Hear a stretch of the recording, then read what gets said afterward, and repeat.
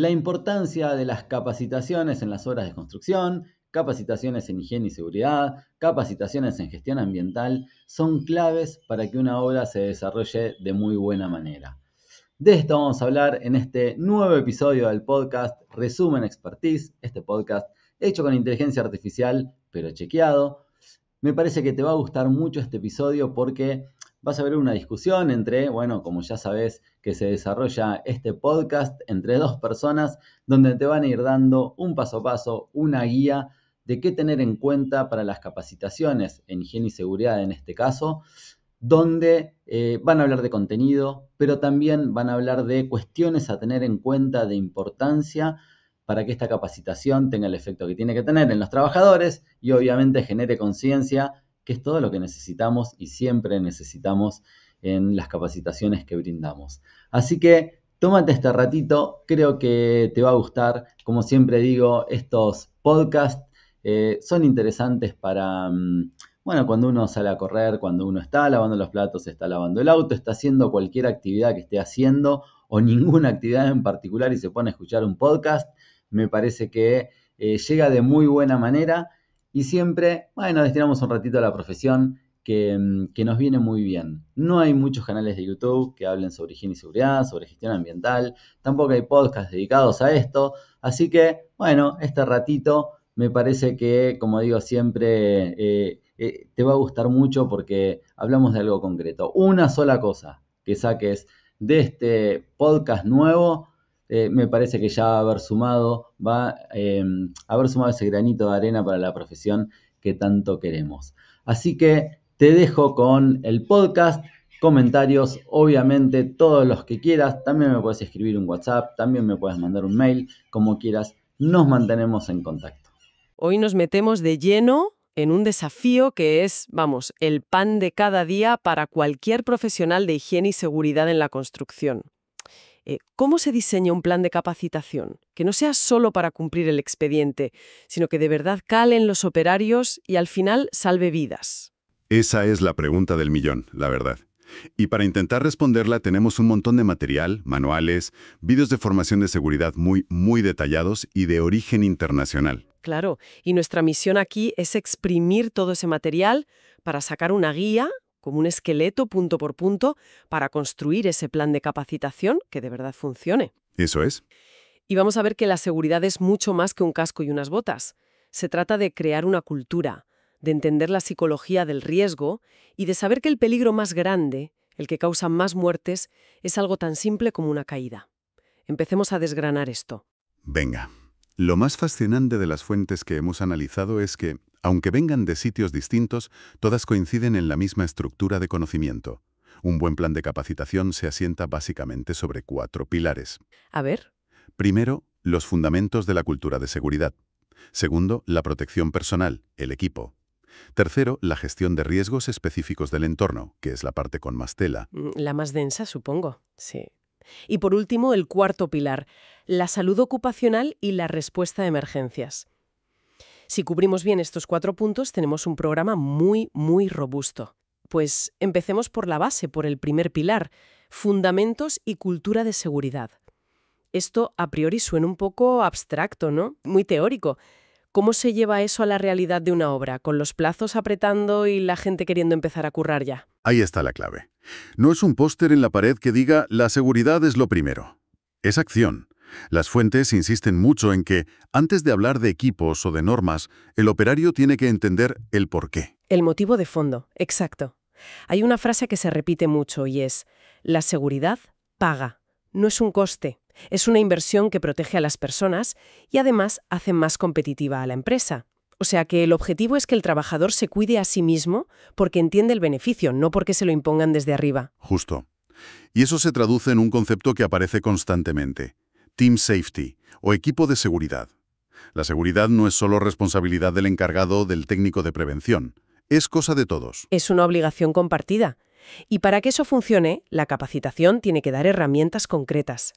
La primera, y es fundamental, es el análisis de riesgos del trabajo, o ART, la famosa charla de 5 minutos antes de empezar la jornada. esa misma. Pero, ojo, no debe ser un monólogo del encargado. La capacitación tiene que enseñar al equipo a que sean ellos mismos cada mañana los que miren el trabajo del día y digan, oye, que hoy va a llover, el suelo va a resbalar, o cuidado que van a estar moviendo vigas por encima de nosotros. Es cambiar el chip de reactivo a proactivo. Totalmente. Es la diferencia entre un accidente y un casi accidente, o un evento inesperado. Claro, es darle a cada uno el poder y la responsabilidad de identificar el peligro. Me gusta. ¿Qué más entra en esta cultura? Otro punto clave es la figura de la persona competente, que es un término que viene de la normativa de OSHA. La formación tiene que dejar clarísimo que en la obra siempre hay una figura designada que sabe identificar peligros y, muy importante, que tiene la autoridad para detener los trabajos si ve algo que no está bien. Y los operarios tienen que saber quién es y poder acudir a esa persona sin miedo. Sin miedo a que le digan que es un quejica o que está parando el curro, justo eso. Y para cerrar este pilar, las Fuertes proponen integrar una filosofía como un marco mental. Usan el ejemplo de las 3P, de los primeros auxilios. Las 3P. Preservar la vida, prevenir que la situación empeore y promover la recuperación. Si consigues inculcar esa mentalidad, el trabajador no se queda paralizado ante un imprevisto. Tiene un esquema mental básico para actuar. Entendido. O sea, primero creamos la mentalidad, la cultura. El siguiente paso lógico, imagino, es darles las herramientas físicas. Ahí entra el famoso EPP, el equipo de protección personal, ¿no? Ahí vamos. Pilar 2. Aquí entramos en lo tangible, en lo que se ve y se toca. El EPP es, como dicen las fuentes, la última línea de defensa. Pero la capacitación tiene que machacar una diferencia clave. ¿Cuál? Una cosa es el EPP mínimo obligatorio para poder entrar en la obra. Y otra muy distinta es el EPP específico que necesitas para la tarea concreta que vas a hacer. Vale, desglosémoslo. ¿Cuál sería ese kit básico, el uniforme de la obra? Pues mira, para poder entrar, casco, siempre con la visera hacia adelante, no de lado. Y un detalle importante, la formación debe enseñar a inspeccionarlo cada día. Una pequeña grieta, y ya no sirve. Espera un momento, ¿de verdad se espera que un operario haga eso cada mañana?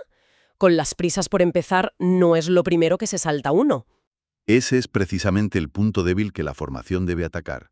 No es un «si tengo tiempo», es el primer paso de la rutina diaria. Las fuentes sugieren crear un hábito de 30 segundos. Coges el casco, revisión visual rápida y te lo pones. Convertirlo en un acto reflejo, como ponerse el cinturón en el coche. Exacto. No lo piensas, simplemente lo haces. Vale, me convence. Casco revisado, ¿qué más? Gafas de seguridad. Siempre. Da igual si estás con un martillo o barriendo. En una obra siempre hay partículas en el aire. Y hay que explicar los tipos de lentes.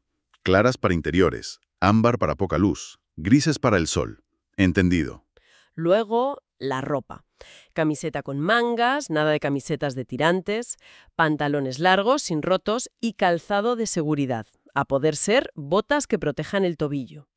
Y por último, el chaleco de alta visibilidad. Con eso ya puedes entrar a la zona de trabajo. Perfecto. Y luego viene el EPP específico de la tarea. Eso es. Y aquí la capacitación se centra en el cuándo y el cómo usarlo. Por ejemplo, la protección auditiva. Dan una regla que es genial por lo simple que es. A ver, si para hablar con alguien que tienes a 1 metro tienes que gritar, necesitas protección auditiva. Punto. O la protección respiratoria, explicar cuándo usar mascarillas tipo FFP2 o N95 para polvo, al lijar, etc. Y los guantes, que parece lo más básico. Pues tienen su miga. Guantes según lo que manipules, claro, para cortes, químicos. Pero cuidado, hay que advertir del peligro de enganche con maquinaria en movimiento, como un taladro de columna. Ahí los guantes pueden ser tu peor enemigo. Buen apunte. Y el famoso arnés de seguridad. Ese parece el más complejo de todos. Totalmente. Y el material de formación es muy claro en esto. Hay que explicar que el arnés no es un elemento suelto, es parte de un sistema. La capacitación tiene que ser muy práctica. ¿Cómo? Primero, cómo inspeccionarlo buscando cortes deshilachados.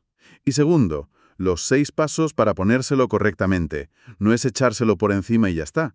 Hay que cogerlo por la anilla D de la espalda, sacudirlo, pasar los hombros, conectar las perneras, luego la cinta del pecho y al final ajustarlo todo. Tiene que quedar ceñido, pero permitiendo el movimiento. Un arnés mal puesto es casi tan peligroso como no llevarlo. Clarísimo. Y esto del arnés nos lleva directamente al siguiente pilar, que imagino que es donde está el meollo de la cuestión. Así es. Entramos en el pilar 3, gestión de riesgos específicos del entorno. Este es el corazón de la capacitación, donde se habla de lo que de verdad te puede matar. Las fuentes mencionan el Focus 4 de OSHA. ¿Los 4 grandes? Sí, las 4 causas principales de muerte en construcción. Caídas, ser golpeado por un objeto, quedar atrapado entre objetos y electrocuciones. Es curioso, ¿verdad? 3 de esos 4, caídas, golpes y atrapamientos, tienen que ver con la energía potencial, la gravedad, el movimiento en un entorno que cambia a diario. No es como una fábrica donde los peligros son más estáticos. Esa es una lectura perfecta. La obra está viva. Por eso la formación tiene que centrarse en principios, no solo en memorizar reglas. Y el principio de todo, el riesgo número 1 por goleada, son las caídas. La formación aquí tiene que ser casi una obsesión. ¿Y cómo se enfoca eso para que no sea un bombardeo de datos y normativas que nadie recuerda? Pues con conceptos clave y reglas sencillas. La primera, ¿cuándo necesitas protección contra caídas? La regla general es fácil de recordar. Si puedes caerte desde una altura mayor a la tuya, más o menos unos 80 metros, necesitas un sistema de protección. Y punto. Para andamios sube un poco, a los 3 metros. Y ahí entran los sistemas que comentabas. El arnés es uno, pero hay más. Claro. Primero están los sistemas pasivos, como las barandillas. Hay que enseñar a reconocer una barandilla bien construida, a la altura de la cintura, firme, con un listón intermedio, y sobre todo a diferenciarlas de las líneas de advertencia, esas cintas de plástico que solo delimitan una zona, pero no te frenan una caída. Vale. Y luego está el sistema activo, el que usa el arnés. El sistema personal de detención de caídas. Aquí la formación debe centrarse en sus 3 componentes. El arnés, que ya hemos visto, la eslinga con absorbedor de energía, que es lo que te conecta, y el punto de anclaje. El punto de anclaje me parece lo más crítico. ¿Cómo enseñas a un operario a identificar uno bueno? Con una analogía potente que usan las fuentes. Tiene que soportar más de 2.200 kilos. Es más fácil decir, tiene que aguantar el peso de una furgoneta. O sea que no te puedes atar a una tubería o a un conducto. Tiene que ser una viga, un pilar, algo estructural. Y la altura del anclaje también es clave, ¿no? Fundamental. La regla de oro es el anclaje siempre lo más alto posible, idealmente por encima de la cabeza. Así, si te caes, la distancia de caída libre es mínima. Claro. Y no todo es caerse de altura. Las fuentes también dan mucha importancia a las caídas al mismo nivel. Básico. Es el accidente más tonto y uno de los más frecuentes. Aquí, la capacitación se centra en orden y limpieza. Y una regla muy específica. Cualquier agujero en el suelo debe estar tapado con una cubierta resistente, asegurada y señalizada con la palabra agujero o tapa bien grande. Bien, cubierto el riesgo principal. ¿Qué otros grandes grupos de riesgo hay que abordar? El siguiente gran tema es plataformas de trabajo elevadas. Escaleras, andamios, plataformas elevadoras. Ahí el equilibrio lo es todo. Exacto. Para escaleras de mano, la regla de los 3 puntos de contacto. 2 pies y una mano. O 2 manos y un pie. Siempre en la escalera. Y la hebilla del cinturón siempre entre los 2 largueros. Si te inclinas demasiado, el centro de gravedad se desplaza y te vas al suelo. Y para las plataformas, las tijeras o los brazos articulados que se ven por todas partes. Ahí hay una diferencia de seguridad que es vital. En la de tijera, que solo sube y baja, la barandilla es tu protección. Pero en el brazo articulado, como se mueve en todas direcciones, existe el riesgo de eyección, que te catapulte fuera. Por eso, en el brazo es obligatorio usar arnés anclado a la cesta en todo momento. Y por supuesto, nunca subirse a las barandillas, que es una locura que se ve a veces. Desde luego. Vale. Siguiente grupo de riesgo. Herramientas y electricidad. La regla de oro. Ninguna herramienta se usa si le han quitado la protección de seguridad. Y siempre se desenchufa para cambiar un disco o una broca. Con la electricidad, el protagonista es el interruptor diferencial. Es obligatorio y hay que enseñar a probarlo al inicio de cada turno pulsando el botón de test. Ese aparatito es, literalmente, la diferencia entre un susto y algo mucho peor. Y el último gran riesgo que mencionan las fuentes es la parte de químicos y materiales. Cierto, exacto. Comunicación de riesgos. El principio es el derecho a saber. La capacitación tiene que ser práctica. Enseñar a leer los pictogramas, esos rombos con dibujos de una calavera, una llama, y explicar que para cada producto existe una ficha de datos de seguridad, la FDS. Y lo más importante, supongo, es que sepan dónde encontrarla. Ahí le has dado. Tienen que saber dónde está la carpeta con todas las fichas en la obra. No es un papel burocrático, es el manual de instrucciones de lo que están usando. Perfecto. Pues con esto nos queda el último pilar, el cuarto, salud ocupacional y primeros auxilios. Este me parece clave, porque siempre pensamos en el accidente espectacular, el golpe, la caída, pero nos olvidamos del desgaste del día a día. Y las fuentes le dan cada vez más importancia. La seguridad también es poder jubilarte sin tener la espalda destrozada. La formación aquí se enfoca en el bienestar. Por ejemplo, el manejo manual de cargas. Levantar peso, un clásico. Un clásico que deja secuelas. Antes de enseñar la técnica de espalda recta, dobla las rodillas, uno de los vídeos insiste en algo que nadie hace. Calentar 5 minutos. Estirar un poco. Y supongo que la regla más importante es pedir ayuda. Si algo es muy pesado o voluminoso, pide ayuda. El orgullo aquí te puede costar una hernia de disco. Tiene todo el sentido. ¿Qué otros temas de salud se tocan? Dos que parecen tonterías, pero son críticos. Hidratación y descansos.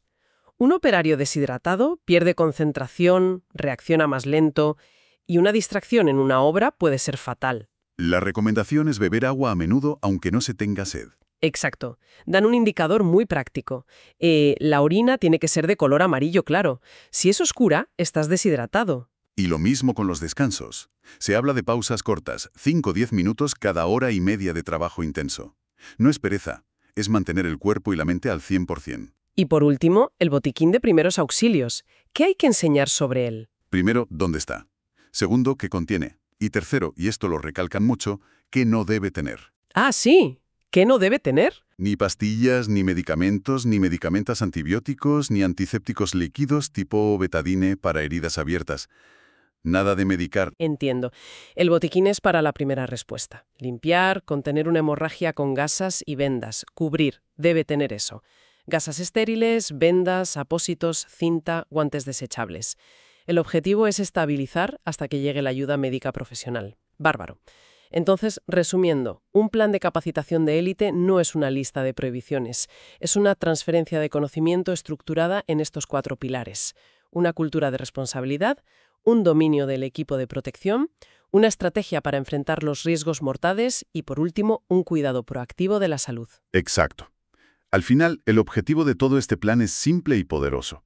Que cada trabajador vuelva a casa con su familia todos los días, entero. Y la clave no es solo darle información, sino verificar constantemente que se ha entendido y que se está aplicando en el día a día de la obra. Y esto nos deja una pregunta abierta para el futuro. Hemos detallado el qué y el cómo de la capacitación actual. Pero, ¿cómo será la formación en seguridad del mañana? ¿Podrían las simulaciones con realidad virtual, que te permiten vivir un accidente sin sufrirlo, ser más eficaces que cualquier charla?